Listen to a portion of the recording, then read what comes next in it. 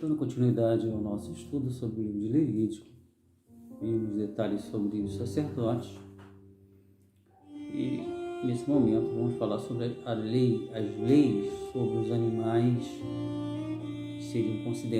que eram considerados limpos, os animais considerados impuros. O capítulo 11 começa com Deus falando a Moisés mais uma vez. Falou o Senhor a Moisés e a Arão, dizendo-lhes: fala aos filhos de Israel, dizendo: estes são os animais que comereis dentre todos os animais que há sobre a terra. Capítulo 11, estamos vendo agora, fala sobre a orientação dada por Deus aos filhos de Israel a respeito de animais que deveriam ser considerados limpos e sobre aqueles animais que deveriam ser considerados impuros.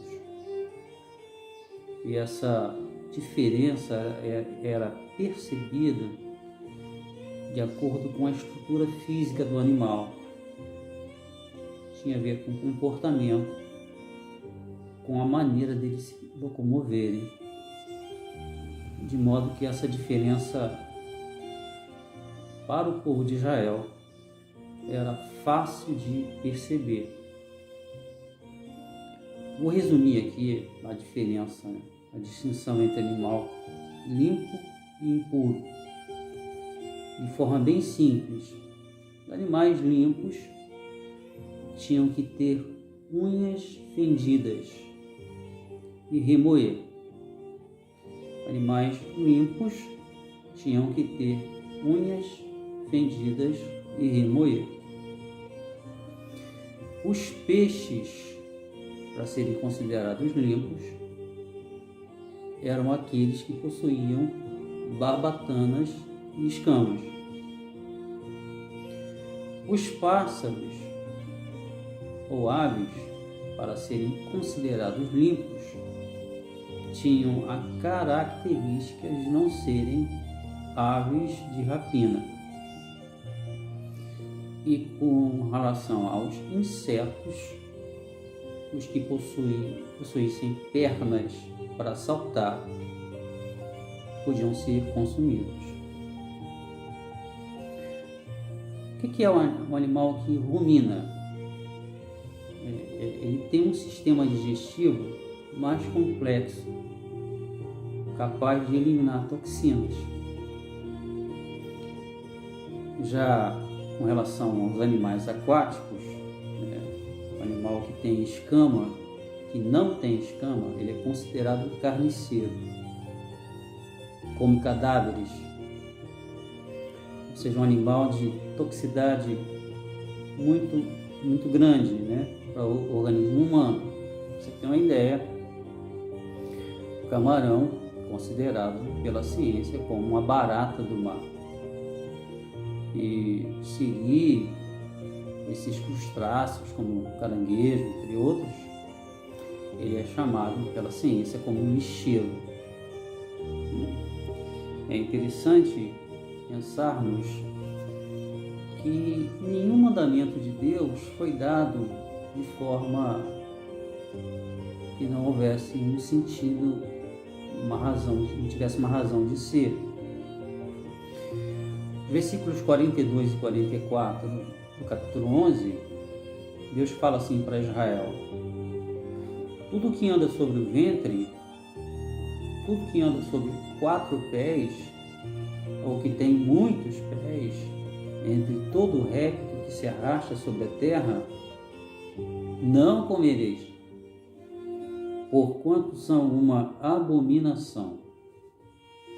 E ainda, porque eu sou o Senhor vosso Deus, portanto vós vos santificareis, sereis santos, porque eu sou santo, e não vos contaminareis com nenhum réptil que se arrasta sobre a terra.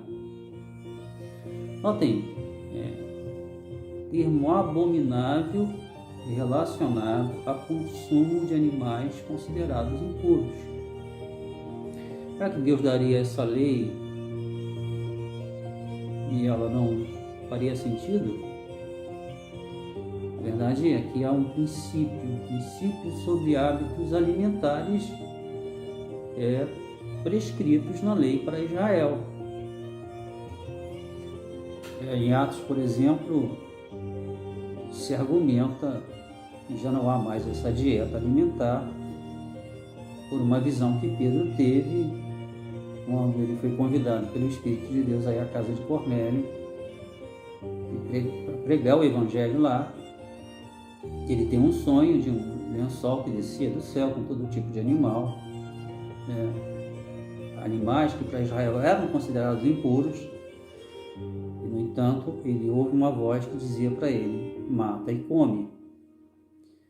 Pedro vai e reluta em fazer isso e diz: nunca jamais comi coisa tão abominável, né? E o anjo, a voz volta e diz para ele: olha, você não torna impuro aquilo que Deus santificou, mata e come. E alguns argumentam que nesse texto se percebe que já não há mais essa dieta. Na verdade, o texto não está falando de dieta alimentar. O que estava sendo revelado para Pedro ali é que não havia diferença entre Israel e judeus, que ele deveria entrar na casa dos gentios, quis dizer, entre os gentios e judeus. Ele deveria entrar na casa de Cornélio e pregar o Evangelho, porque ele também era digno do reino de Deus, porque por eles também Jesus morreu e pelo seu sangue todos são purificados. Não há diferença, né? Não há grego, não há judeu, não há celta, não há livre, todos são em Cristo Jesus. É isso que o texto está mostrando. Vale salientar aqui o detalhe de Pedro ter dito, depois de quase 30 e poucos anos da ascensão de Jesus, que ainda naqueles dias ele guardava a dieta alimentar dos israelitas. Dito isso, também é importante dizer que não existe uma dieta determinada no Novo Testamento. Sobre os animais considerados puros, né? Há muitos detalhes no texto. Se você quiser saber mais detalhes, leia o texto por inteiro.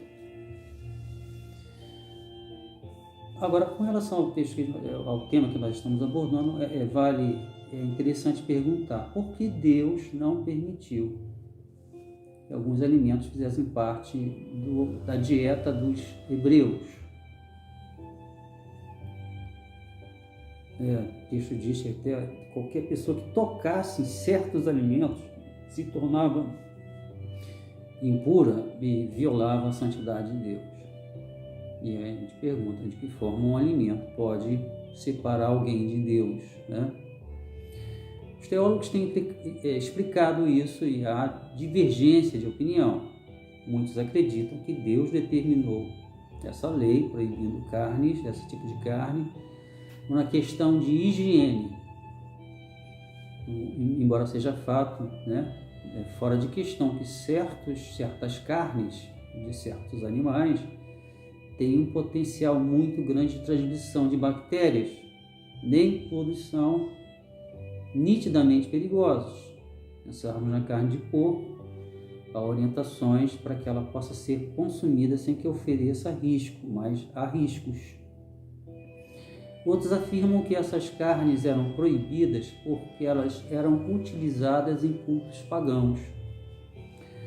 No entanto, o bezerro, que é um animal considerado puro, limpo, né, era amplamente empregado nas regiões cananeias, nas religiões cananeias, entre os egípcios também. Ainda outros veem essa distinção de animais comestíveis e não comestíveis como um recurso didático. Israel devia continuar a ser o povo de Deus, né, sem se misturar de outras culturas que não tinham regras alimentares e não se corromper com seus hábitos, entre esses os hábitos alimentares, né? Para salientar essa importância, essa distinção na vida diária, Deus proibiu que eles usassem certos alimentos, entre outras coisas, que eles misturassem sementes. E eles eram proibidos de comer alimentos, animais simbolicamente impuros. Geralmente os animais considerados impuros eram híbridos, né? E que são animais híbridos, né? São animais que nascem do cruzamento de animais, de espécies, mesma espécie, mas gênero diferente. Por exemplo, o asno e a égua, dá vida à mula, um animal muito comum na natureza. Mas se olharmos com mais atenção, cada tipo de espécie tem uma quantidade de cromossomos. De acordo com esse tipo de estrutura, pode haver cruzamento, mas não é uma espécie considerada pura. Se você olhar Gênesis, por exemplo, esses animais híbridos não se enquadram naquela lista de animais puros. Levítico, por exemplo, elimina muitos carnívoros, bem como outros híbridos, como habitantes de águas, sem barbatanas e escamas, como já falamos, né? Os carneiros e os bodes servem como modelos de animais de puro sangue. Os que andassem e comessem de forma diferente eram proibidos. Para nós, essa restrição imposta por Deus podem parecer confusas, mas não uma evidência de que isso acontecia com os israelitas. Eles entendiam muito bem a mensagem de Deus, embora as opiniões possam divergir. Nós podemos ficar com o conselho da palavra de Deus que diz, já terminando aqui, 1 Coríntios capítulo 10: portanto, quer comais, quer bebais, ou façais qualquer outra coisa, fazei tudo para a glória de Deus.